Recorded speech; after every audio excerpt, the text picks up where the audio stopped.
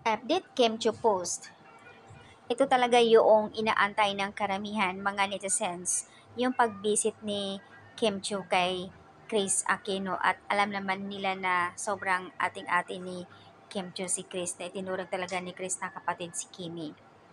Sa kanyang caption, "Time, we have passed but some friendship remain timeless.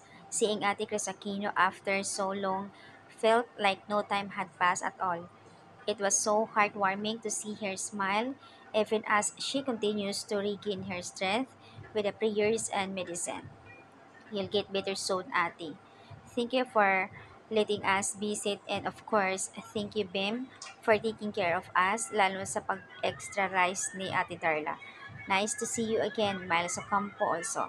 And thank you, Miga Darla, nadayuhan Judta. So much appreciate Ate for early birthday gift and ang laki pala nito, haha. And also, I'm always thankful for you ate and everything. Love you so much. Oh.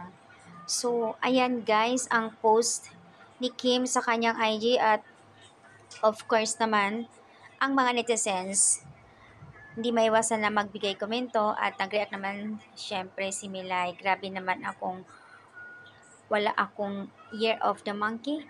Darren Espanto, inunahan mo ako, bestie. Nasa Dubai ka kasi, ayon dito. So, from username Jocelyn, ito yung isa sa mga inaabangan kong post ni Kim Chu, ang magpakita or pag-visit mo kay Miss Chris Aquino. Sobrang genuine yung heart mo at love mo kay Chris, na habang nakita ko yung picture nyo, naalala ko yung pagiging co-host mo sa My Morning Talk Show ni Miss Chris Aquino, kung paano kayo tumawa at kung paano ang banding at ina-appreciate ni Chris yun lahat.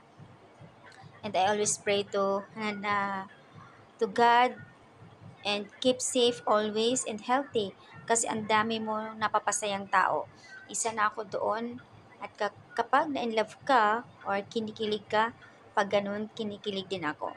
Uh, so, pag malungkot ka, nalulungkot din ako. Kami nga yung humahanga sa'yo. Love you, Kimi, and always keep safe. Manood kami sa movie mo. My love will make you disappear.